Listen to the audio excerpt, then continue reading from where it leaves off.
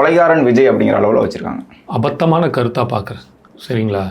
அதில் இப்போது எஸ்ஐடி ஒன்று போட்டு, இந்த எஸ்ஓபி கேட்டு எஸ்ஐடி போட்டு உயர்நீதிமன்றத்தில் தீர்ப்பு வரும்போது, தீர்ப்பு இந்த சென்ஸில் ஒரு விஷயத்தை ப்ராசஸ் பண்ண சொல்லும்போது அதை விமர்சித்த கூட இல்லை, கேள்வி கேட்டதுக்கு தூக்கி உள்ள ஜெயிலில் போட்டவங்க இந்த பாசிச ஆட்சியான திமுக. ஏன்னா வேறு வழியில் இதுக்கப்புறம் இப்படி தான் அவங்களெல்லாம் பேசி ஆகணும். பாசிச திமுக தான் நம்ம இனிமேல் பேர் சொல்லணும். ஆனால் இன்று இது உச்சநீதிமன்றத்தில் இருக்கும்போது ஒரு பத்திரிகையை வைத்துக்கொண்டு அவர்களை எந்த பத்திரிகையும் எதுவும் பண்ண முடியாதுன்ற ஒரு இதில் என்ன வேணாலும் எழுதலாமா? அப்போது அந்த கேஸுக்கு என்ன மரியாதை கொடுக்குறீங்க? இதுதான் ஜனநாயகமா? இதுதான் நீங்கள் சட்டத்தை மதிக்கிறவங்களா? இத்தனை கேள்விகள் வருது இல்லை இப்போது.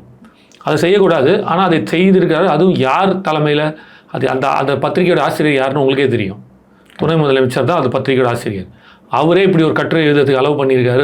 அவர் எழுதுனாலும் அவர் சார்பாக தான் எழுதியிருக்காங்கன்னாலும் இது கண்டிப்பாக ஏற்றுக்கொள்ளப்பட முடியாத ஒரு விஷயம் இல்லை.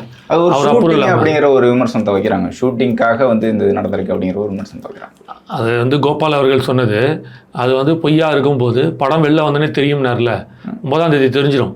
அது இல்லை அப்படின்னா பொய் வதந்தி பருவம் அவர் மேலே ஒரு கேஸை போடுவோம். அதை யார் எங்கேயும் தப்பிச்சு போகவே முடியாது. 2026 இந்த கரூருக்கான பதில் அவங்க அத்தனை பேர் சொல்லி தான் ஆகணும். இப்போ சினிமாவில் கொள்வதை போல நிஜத்திலும் கொண்டுட்டு லைட் ஆஃப் பண்ணி ஆன் பண்ணி விளாட்றாரு, ஒரு சாடிஸ்ட் மனிதன் அப்படின்னு விமர்சனத்தை வச்சிருக்காங்க. அதுதான் சொல்ல வரேன் இல்லையா? நீங்கள் இப்போ சிபிஐ கிட்ட இருக்குது.